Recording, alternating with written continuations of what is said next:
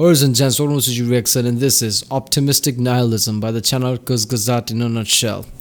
Yeah, optimistic nihilism, I think, is derived from nihilism, and nihilism basically just means, devoiding anything with meaning. It's in a way a bit of a dark look. Nihilism is looked at as one of the dark look of things, while optimistic nihilism is obviously optimistic.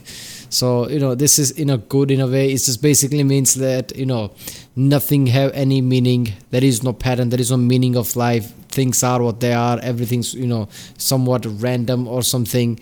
So basically there is no religion concept from this. It just takes out all the religion concept of it.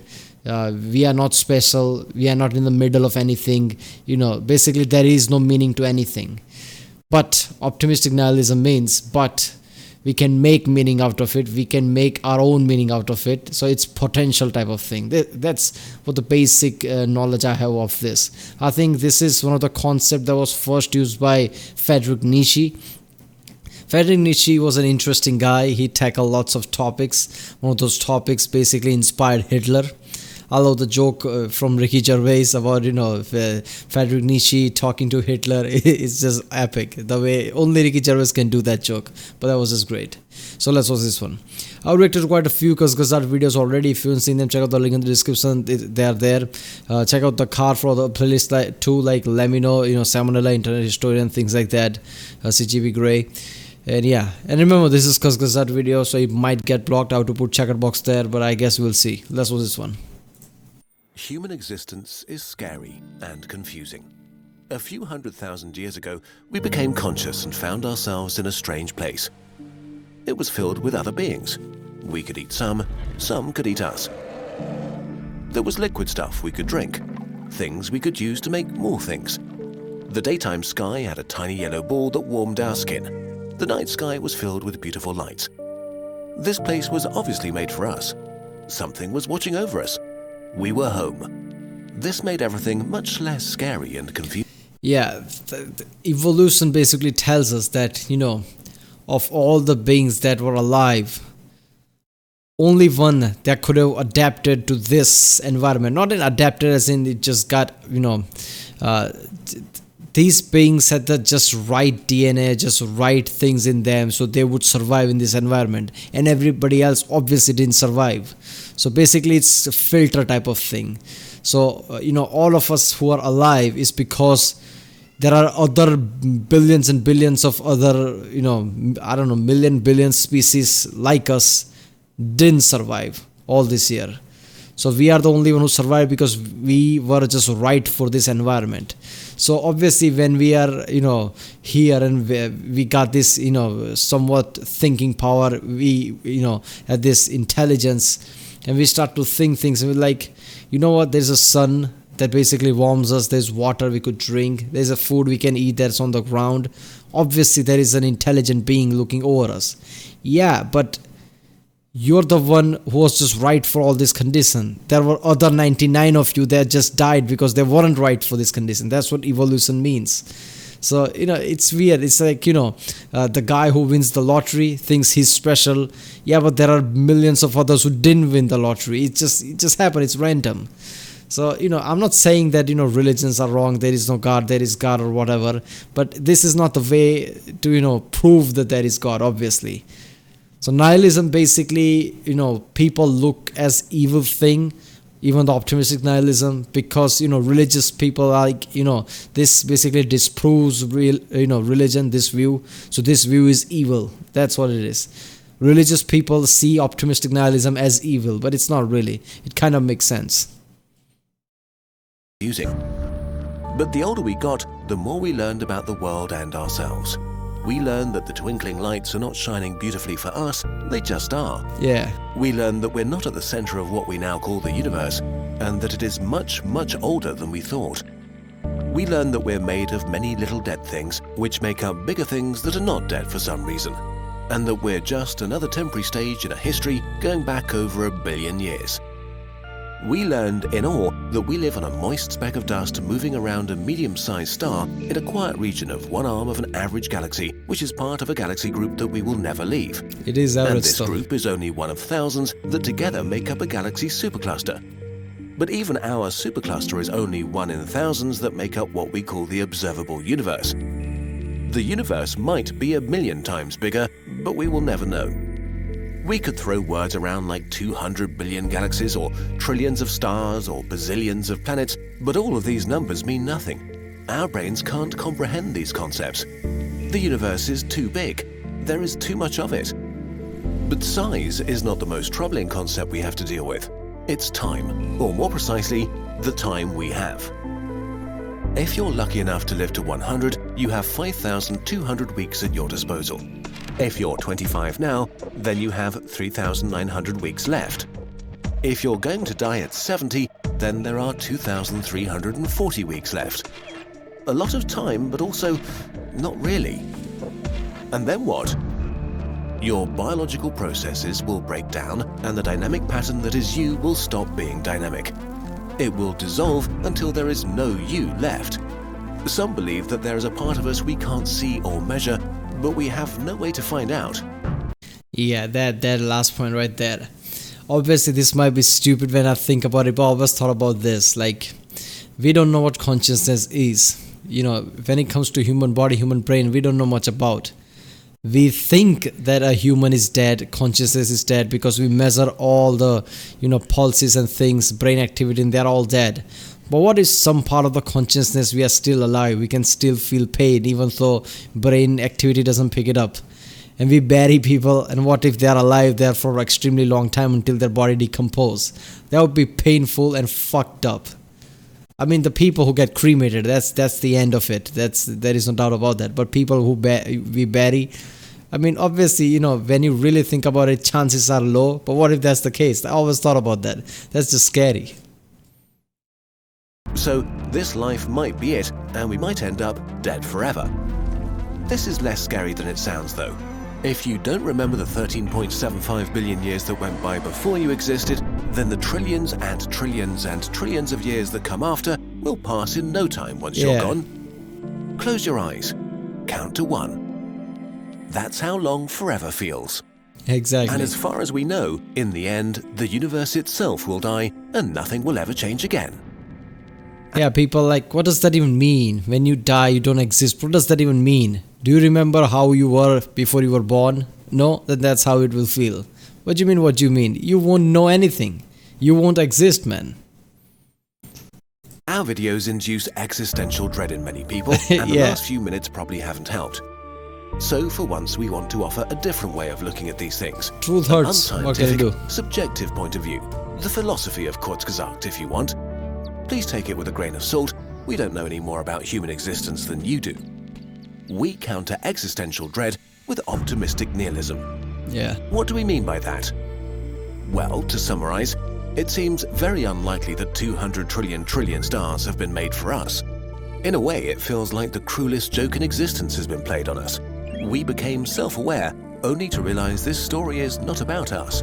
While it is great to know about electrons and the powerhouse of the cell, science doesn't do a lot to make this less depressing. Okay, but so what? You only get one shot. Yeah. Basically, I know, I don't correctly remember the saying, but there's a saying, the more you discover, the more area of your ignorance rises to. So the more you know, the more you don't know. That's the case, because the more you discover things, more fields will open up, and there will be even more questions than there was before. So yeah.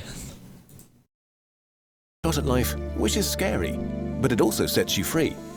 If the universe ends in heat death, every humiliation you suffer in your life will be forgotten. Every mistake you made will not matter in the end. Every bad thing you did will be voided. If our life is all we get to experience, then it's the only thing that matters. If the universe has no principles, the only principles relevant are the ones we decide on. If the universe has no purpose, then we get to dictate what its purpose is. Yeah, I mean, there is no purpose, there is no karma, let's just say. People say this karma, that. There is no karma. Joseph Mengele, is that his name? That Nazi, torturer and experimenter, whoever that was, who experimented on the children. He took children and put dyes in their eyes that were extremely painful to the children.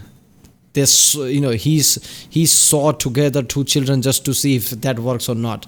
The just inhumane, effed up tortures that you can even think of. He did that. And what happened in the end? Did he get caught? No. Did he get killed? No. He ran away to Argentina, lived his life and died with a heart stroke at 70 or something? So yeah, there is no karma. Because if there were karma, that guy would die really horribly. So no, optimistic nihilism is the truth. There is no meaning to anything. There is no life after life. There are no, like in the Hindu culture, there is, reincarnation. There is no reincarnation. There is no nothing. There is no heaven, hell, or anything like that. This is all stupid. This is all just our mind making things up just for us to feel better. That's it. Make us feel better. In the end, there is no meaning to life. Life is just like anything else. It's just a thing in the universe. Universe does not care about us. Universe does not care about Earth. An asteroid could come anytime and kill all of us. Maybe all of life, even though it's hard, highly unlikely that all life will be dead. But all of us will probably be dead if a massive asteroid comes just now. So yeah, there is no meaning to nothing. Chaos is there, randomness is there. So optimistic nihilism just means it's up to us. We are smart, we have our brain, so we could make meaning out of things. That's it. Humans will most certainly cease to exist at some point. But before we do, we get to explore ourselves and the world around us.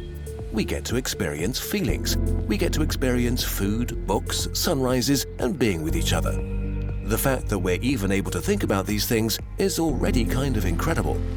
It's easy to think of ourselves as separated from everything, but this is not true. We are as much the universe as a neutron star, or a black hole, or a nebula. Even better, actually, we are its thinking and feeling part, the sensory organs of the universe.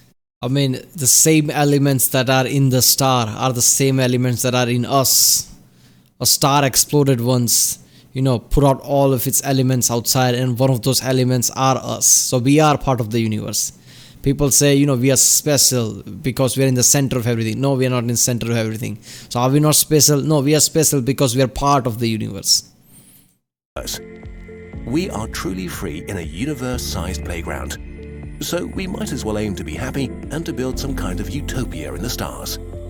It's not as if we found out everything there is to know. We don't know why the rules of the universe are as they are, how life came into existence, what life is. Yeah, why are the rules of physics there are? I don't know we'll ever get answer to the whys, because whys are always unanswered. How gravity works, sure. Why the gravity is there in the first place, I don't know. Whenever we explore any scientific field, when we come to the origin of it, at the start of it, we get no answer. We could explain everything about gravity, but why is there gravity? I mean, how are we going to know that? What do you mean, why is there gravity? It's just there. Why is the laws of physics? It's just there. Why can't you travel faster than speed of light? I mean, you just can't. You can explore everything around it, but why is going to be unanswered? That is one of the, And, one of the things that, worries me, that there are lots of, seriously deep things like, multiverse, dark energy, dark matter, and lots of, serious question of the, all the scientific field we have right now. Humans might not be smart enough to, explore the answer to that. So there is a high chance we might hit we might hit a wall of knowledge, because after that we are not smart enough to explore things. Maybe one day when we create a smart AI, the AI will figure it out. Who the hell knows? We have no idea what consciousness is or if we are alone in the universe, but we can try to find some answers. There are billions of stars to visit, diseases to cure, people to help, happy feelings to be experienced, and video games to finish. There is so much to do. Yeah. So wrapping up, you've probably used up a good chunk of the time available to you. If this is our one shot at life, there is no reason not to have fun and live as happily as possible. Yeah.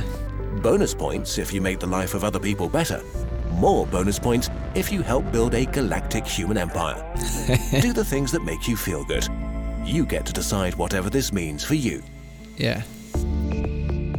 I love the music. God, I love what the hell was that? Okay. I love Kurzgesagt music, man. This is just so good. Yeah. Nihilism is dark, let's be honest. Just there is no meaning, there is no nothing, you're not important, none of us are important, shut the fuck up and just sit in a corner. Well, optimistic nihilism, it just means all of that, but now, get out, get up and do something, make meaning of your life. That's what optimistic nihilism. So optimistic nihilism is good, and it's the kind of what's true, isn't it?